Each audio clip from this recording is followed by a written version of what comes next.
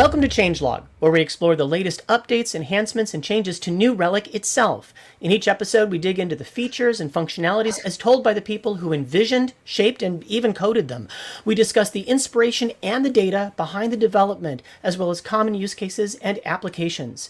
I'm Leonardo, one of the New Relic DevRel advocates, and joining me today are Andrea Sai. Welcome. Hello, thanks for having us. Happy to be here. It is great to have you. And also Medaliz. How are you? I'm doing well. The World Cup season has started, so it's just a very happy month for me. Very good. Okay. Although it doesn't matter what time of year it is because Changelog exists in a timeless state. Everything is new all the time and all that stuff. So before we dive into all of this, I want to bring our full selves to the conversation. So can we talk a little bit about the work behind your title and more importantly, something that you just find exciting and interesting in the world today? And Andrea, you are our Senior Product Marketing Manager. So tell us a little bit about what that means.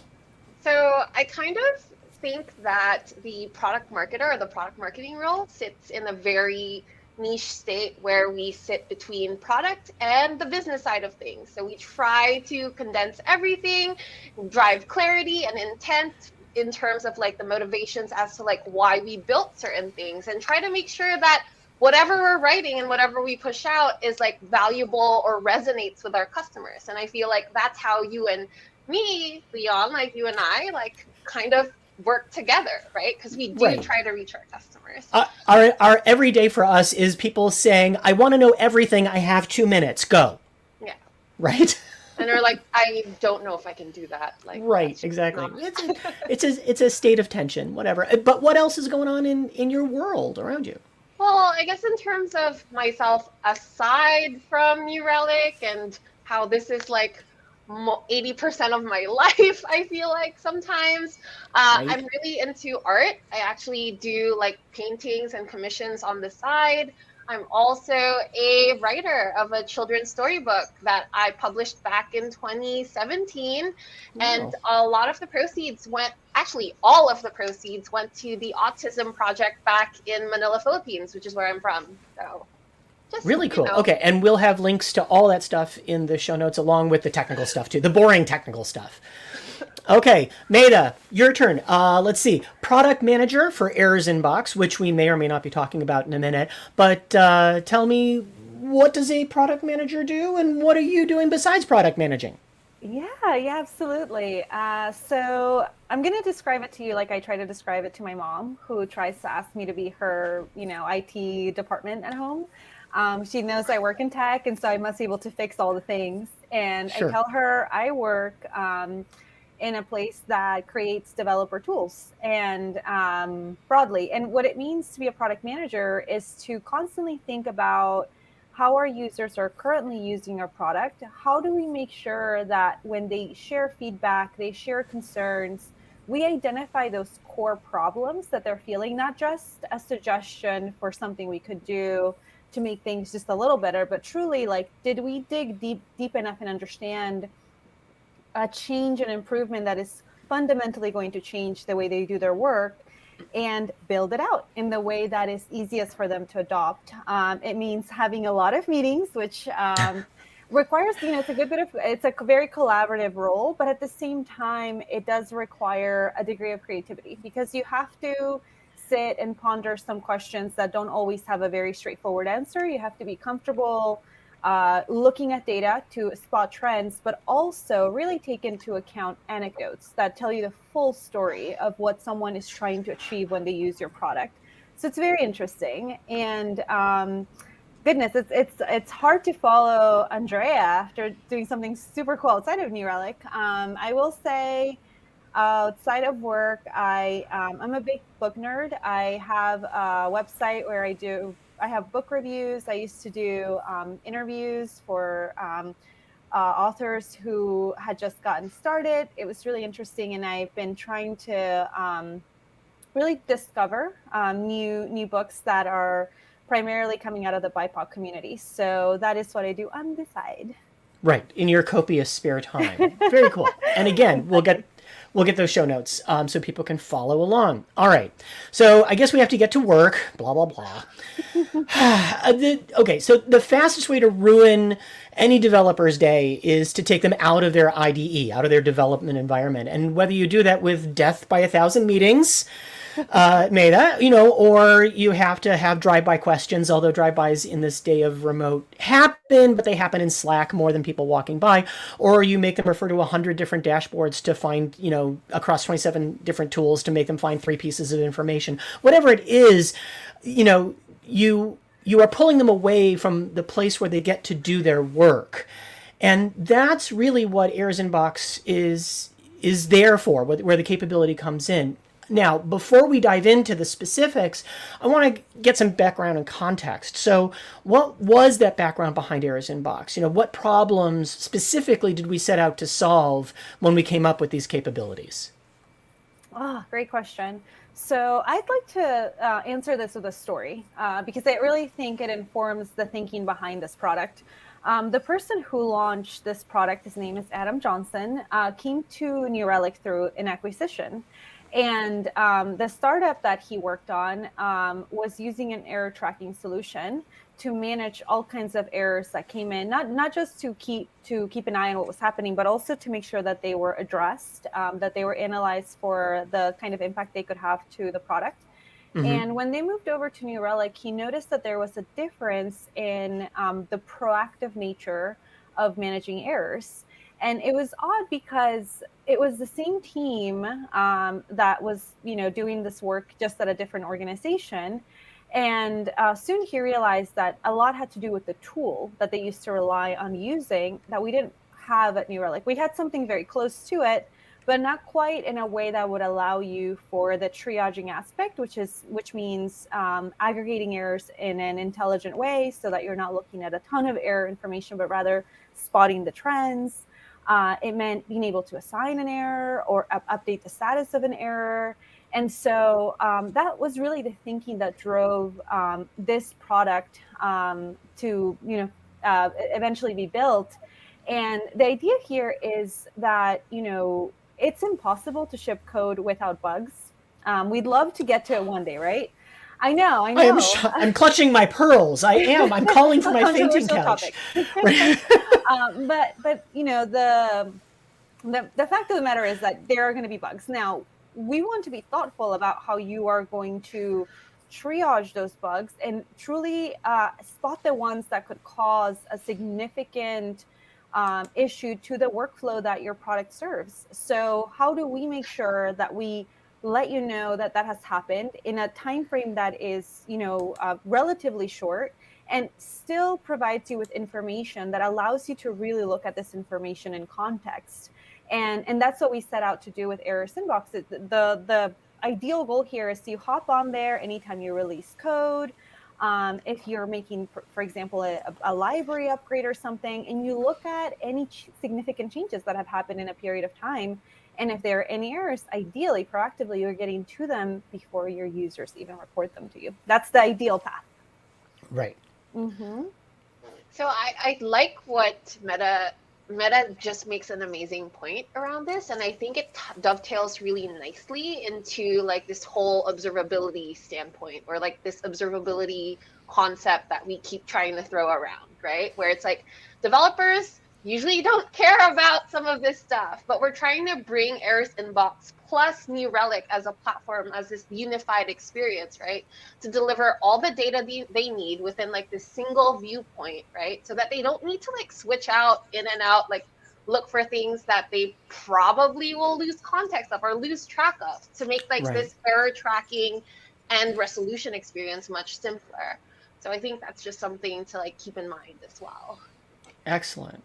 Okay, and that makes a lot of sense in terms of, again, that hurdle. So for those who are newer to the development career, or maybe are dev adjacent or whatever, I think a question that they may have in their mind right now is, why isn't this just something that we've learned to deal with? Why haven't we organized ourselves around it? What was the hurdle to solve this issue? So I can take a stab at that. Meta, feel free to jump in if you have any additional insights. Please save me. In terms of what I've been seeing, I was reading a blog the other day around how, as you know, there are many bugs that can get injected throughout the entire software development lifecycle. However, the cost factor increases exponentially if you don't catch that bug during those like processes pre-release. The moment it's released out into the wild, I think the statistic was wild. It was something like the error costs an organization 40x to 640x. Like that's huge. And I think like that kind of like underscores the necessity of a product or an error tracking solution like ours, right? However, in terms of the hurdle, speaking around like why we haven't gotten around to solving this issue, I think they haven't really approached it from this overarching, like all-encompassing like standpoint of like, let's give them a unified experience. I think there are a lot of like point solutions out there that kind of like approach or resolve certain aspects of the error tracking, triaging, detecting, management experience, but they don't really like answer everything, or they don't present the data to you in a way that's like contextual and useful. But that's just like my thought there. Okay. Thank you. Thank you for sharing that statistic. I did not know. My mind's blowing. Wow.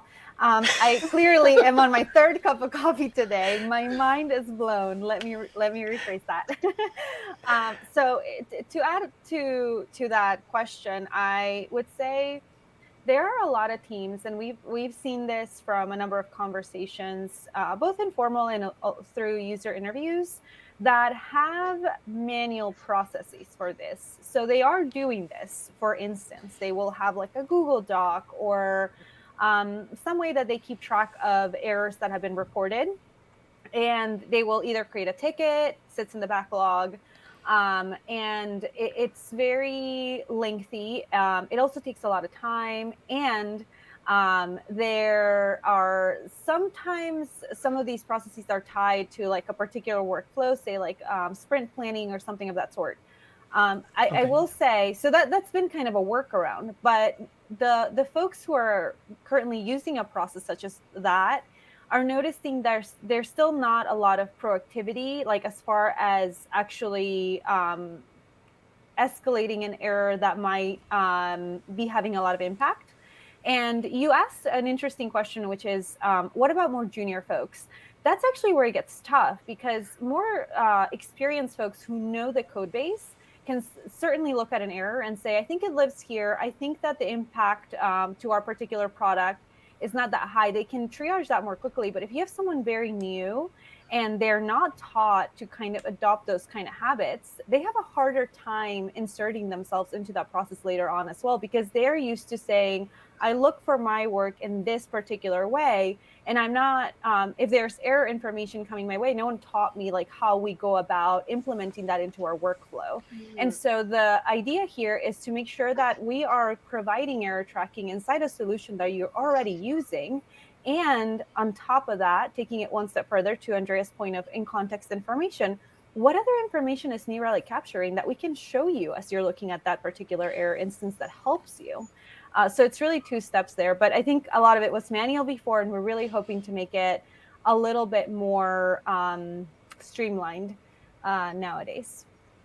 Nice. And to something that was said earlier is, especially those junior devs, you've got 27 tools. You don't know which one could conceivably show you what might possibly be an error. So you tend to not look at any of them because they just slow you down and they don't yield a lot of value also. So I like that. All right. So that absolutely takes us to the actual errors inbox capability now. So now that we know why we built it, I want to hear more about specifically what does it address. For example, what kind of errors do we track in the errors inbox solution? Yeah, absolutely. So currently, if you have instrumented a particular type of entity inside New Relic, you are going to be able to see your errors out of box. You have no setup. So those entity types are APM entities, browser, mobile, hotel entities. So anytime you're looking either at an entity individually, you can navigate into the UI and select the triage option, select errors inbox. You get to see your errors right away. You don't have to do anything more. Now, if you, for example, have a team that wants to look at, say, 10 entities, or, generally you don't just own one service, you own multiple services. Really? Right? I don't know if you knew, Leon. 3,527 microservices later, okay. Yeah, exactly. Which is the case with serverless. So if that is the case, right, you can aggregate all of these into a tool we call a workload. It's just a grouping of entities. I don't want people to get too caught up on that term. The creation of this, it'll take you about a minute, maybe less. And ideally, your team can start monitoring that one inbox if that is the workflow that works better for your team. So the point I'd like to get across is that the setup is quick. There isn't much of a setup, and you can get started today if you already have those entities set up. Nice. Yeah, and like speaking to how exactly we're addressing, all of these issues and these hurdles that developers face, we're constantly coming up with like new features as well, right? To simplify this experience for everyone. And I'm sure Meta will demo some of these cool things in a little bit, but yeah, we're rolling out a couple fun things to help developers prioritize their errors more effectively. Awesome. That sounds like a segue into an actual demo. So, Meta, I think that you are driving this one. So, let's see it. I need to see. Okay. Awesome. Are you able to see this there we go over here? Alrighty. So I'm gonna walk you through a sample. This is what we call a global inbox. So for the purposes of just clarifying this, it just means we have grouped a number of entities in this particular inbox. Before I go further into the actual details of an inbox, I do want to call out that you can navigate to an inbox through your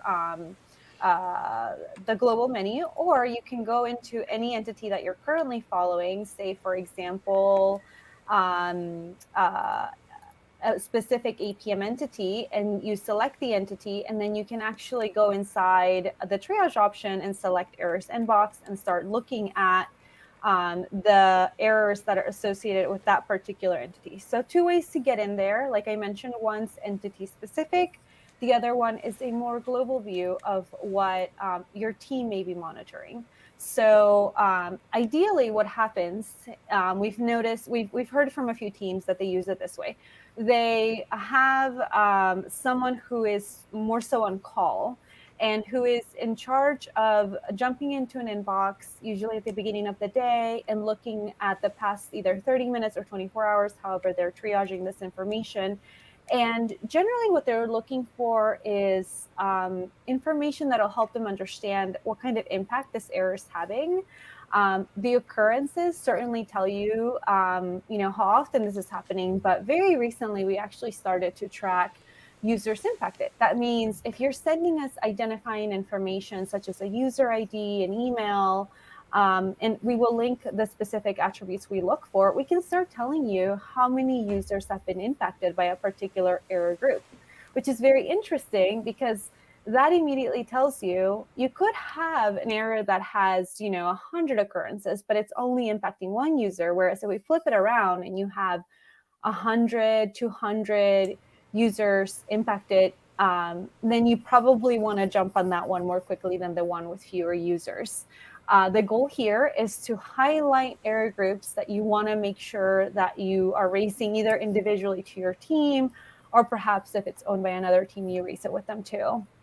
I'm going to pause for a minute before I go into any details, because there is one aspect of errors inbox that creates a lot of questions. And this is the concept of error groups. And I often get asked, what are error groups? So you'll notice here that we have a list view. And under a particular list view, it's generally composed of a number of error groups.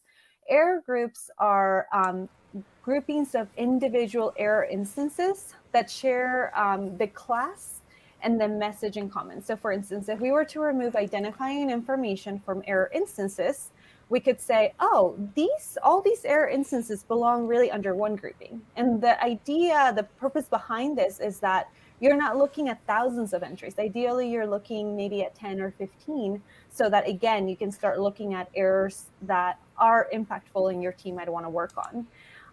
Andrea, It also, oh, go ahead. sorry, it also seems like it's a good way to look for commonalities. If you have either a person or a particular technique which is not working well in your environment, it seems like that would be a great way to surface, oh, every time we do the Gefrinkle function, this always ends up causing an error.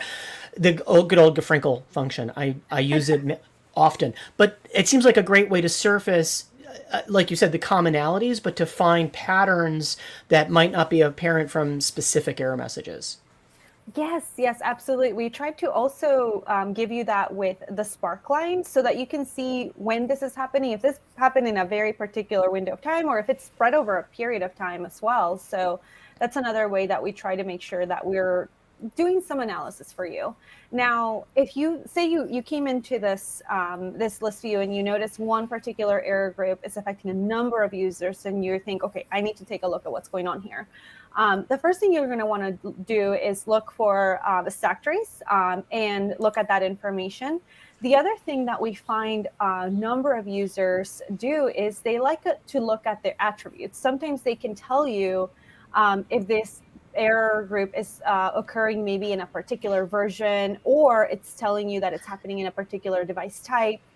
Again, that gets you closer to figuring out what may be triggering this error. We know that a few months ago, we had a user reach out because he was so excited that he was able to catch an error that had been occurring for a while in production and get to the root cause of what had been triggering this error. And he said without Error Sandbox, he wouldn't have caught this. It would have just continued happening. So that was really pretty exciting to hear about, especially because it had been happening for a while, and you want to make sure that those items are addressed quickly, because again, the cost to fixing any of that out of context after a few months after an implementation, it's just significantly higher. And from the occurrences tab, usually a user will come into the attributes. And what I want to highlight here is that we do an analysis of all the error instances that we have found. So for instance, in this case, we have 1,048 instances, and we look at what are the commonalities across all those instances that you might want to look at. One thing is like, is there a high concentration or very low concentration of something that, again, might tell you something more about this error group? We give you the option to sort by the percentage or particularly unique values, that kind of information. And I'm going to jump back into the occurrences tab, because something that we did recently was to associate particular error instances to traces. And you can actually start looking at the trace waterfall directly from there. Again, we want to remove the steps you have to take to get more information about a particular error. And say we gave you all this and you think, okay, I know that this one is not a high priority one. Then you can set the status right in there after you've done some of your homework and analyzed what is going on. Oh, nice. You can also leave a comment for folks who might see this error in the future or anything of that sort. The goal here is just keep it in context so that you jump in here and can actually tell the information or gaze at the information and say, okay, this is important or this is not, and move through it relatively quickly. Cool. Yeah, and I know that context is something that here at New Relic we're thinking a lot more about, and there's a lot of efforts made to help contextualize all this information. Look, we know that there is a metric butt ton of and that is a technical measurement of information that that people are dealing with. And it really behooves us as a vendor of a software solution to offer tools that help provide that context, 100%. Yeah, absolutely. And I do want to call out one more thing. I wanted to give ample of time to really highlight the in-context experience, because that's ultimately what we hear from our users that they find very helpful. But outside of that, we want to make sure that folks are using the triaging capabilities of Error Sandbox. And that's what distinguishes having error information in a dashboard as opposed to coming in and looking at it in Error Sandbox. The ability to assign to users automatically. If I assign this error to Andrea, she will get an email right away with information about this error so that she knows she's assigned this error. If, for instance, she's assigned an error that's been unresolved, and then someone else like hops on, decides to be really nice to Andrea and like fix her error, she will also get an email. Please be kind. Exactly. Please be kind. I don't want to be responsible for this error. So in that case, if we change the status of an error group, again, it triggers an email letting her know that the error group has been resolved. We also, because we're looking at workflows, we also want to be able to give you that ability to associate a Jira ticket to your error group as well, to be, again, part of that workflow that you might already be, your team might already be following, perhaps more manually. We want to make sure we integrate in there. And I want to call, I'm going to jump out of the details view for a second. I want to call out one more thing, which is actually pretty popular. It's probably one of the things that we find our users rely on often, which is actually setting up their notifications with Slack. And what happens is that if you have error group information sending, newly found error groups or regressed error groups to a Slack channel, say, for instance, there's maybe one or two people keeping an eye on that channel and they're out, then the rest of your team can also jump on there and start looking at error groups that have been found recently. So we find that a number of teams set that up and rely on that. In fact, really interesting story. Sometimes you might get alerted about a new error group that has been found that has not yet triggered an alert. And again, going back to the concept of alerts, you have to define a threshold under which an alert will get triggered, right? But say it's a new error, and this is a consequential one. Sometimes you might miss it because it doesn't hit a certain threshold. So Errors Inbox jumps in and gives that notification to the team, and you just keep an eye on it and say, hey, this is different. We haven't seen this before. Let's take a look. What's going on? So I know that one of the members in our team, because we use Errors Inbox to monitor Errors Inbox, found that recently, and it's pretty cool. He goes, it's kind of like looking into the future. He said he received a notification in Slack, and then 10 minutes later, he got the pager. So it was an interesting point that he made there as well. So I definitely want to call out, if you do get started, if you do it at the workload, or if you want to be looking at a particular service that's very, very critical to your team, you can set up that Slack notification. It's pretty easy. I don't know if there are any questions. No, the only thing that I will say is that links to the documentation on Errors Inbox and how to get started with it are all going to be in the show notes also. And all three of us are available on social media and in the community, the New Relic community and things like that. So, if you're watching this and you're like, I need to know more, you can find us. It's okay. And that's all good. All right. So I think one question that people probably are having is, how do I get started with this? Like, what's step one of using Errors Inbox? Obviously, as a vendor, we want to say, send us money, but that's not actually it. There's probably something else. Yeah. A great question. I find that this is something I get asked of often is, okay, this is great. I saw the demo. Okay, can like, how do I get started? I always go back to the question of, do you have anything instrumented in New Relic? And if it's one of the entities that I mentioned, if you have APM, browser, a mobile entity, something in Hotel, you can just go directly into the entity, select it, and if you look at the triage section, you'll find that there's a link. It's called Errors Inbox, and you can start looking at your error groups right away. You don't have to turn anything on. You don't have to send us additional information. It's there. It'll be there. In fact, as you're moving through that, if you have any questions, like Leon mentioned, as to like the kind of information that you expect to see, if something looks odd, you can always reach out to us. I will make one additional call out, which is that if there's a particular property that you're sending us that's custom, we will also capture that. So for instance, a few weeks ago, there was someone internally who said that because of Errors Inbox, they were able to spot that an attribute that they usually expect to see was not coming through.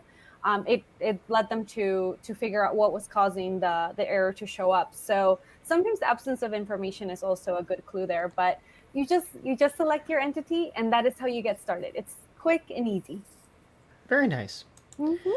Okay, so I think that takes us to what I call the lightning round. What else would you want viewers to know about things? Any final parting words of wisdom? I think that something that struck me when Andrea was talking about the cost of an error and what phase is that. There's a running gag for people who've written books that the best way to find all your typos is to send it to the publisher and get it back. That's when all the typos, and it sounds like the best way to find your bugs is just to push it to production and then you find them all, which is obviously the worst way to possibly do that. So don't do that. And the other parting piece of wisdom is, be kind, fix other people's errors. Don't worry about wrapping things and putting it under a tree for the holidays or anything. Just fix a couple of bugs. It will be greatly appreciated. Those are the final words I've got. What are you folks thinking? I think I have one. So I really like that story that Meta told about being able to see in the future. So it's like, if you want psychic abilities, if you want to be able to get a glimpse into your production environment and your application's future, use Errors Inbox. And also never assign me errors. There. Just don't do that. Yes. Perfect. I would like to leave our listeners with just a suggestion that your process, there might not even be a process, however it looks, right? The steps to get started are easy. The information that you find there might lead you to find an error. If anything, you can always start, you can take I would say a baby step. You can start looking at your error sandbox maybe once a week. Maybe this can also be a training tool for somebody that's joining. As we know, it takes a long time to onboard a new team member onto the team for them to get accustomed to the code base. Having them work with Error Sandbox to understand what is going on, what is the context of it. That's an interesting exercise to get them used to seeing, where is this coming from? How do I trace the root cause? How do I get a sense of something that's critical? And I think that with users impacted in particular, that not only drives, an error that obviously is affecting a number of users, but really kind of gets at the ROI of a particular piece of work that your team might be working on. And outside of the specific developer persona, you also have engineering managers. You have other folks looking at Error Sandbox as a tool to say, well, this makes sense as far as investing our developers' time to fix, because as we know, less buggy software encourages more use. How many times have we all been at a shopping cart or whatever, impulse buying, whatever you're doing, right? Mm-hmm. And something breaks. You're probably not going to send them an email or complain and say, well, I noticed this thing and usually not. What happens is you just disengage. You're like, you know what? Maybe it's not meant to be. I should not be buying these $500 boots. No. So I'm not sure. Exactly. So, and that is where you want to be proactive, because the majority of your users are not sending you these tickets. They're silently quitting, and with that, I will say, this has a fundamental impact on your team, on the bottom line, if you start adopting it, even if it means dipping your foot and looking at errors once a week. Yeah. Nice. All right. Well, I want to thank both of you for taking some time out of your busy day and sharing all this amazing wisdom. Thank you so much. Thank you for having us. My pleasure, entirely. I also want to thank everyone watching. There is an overwhelming choice of video content to binge on, and we want to thank you for spending some of your precious time with us today. If you've enjoyed the show, don't forget to subscribe so you can get notifications of new episodes. For New Relic Changelog, I'm Leon Adato.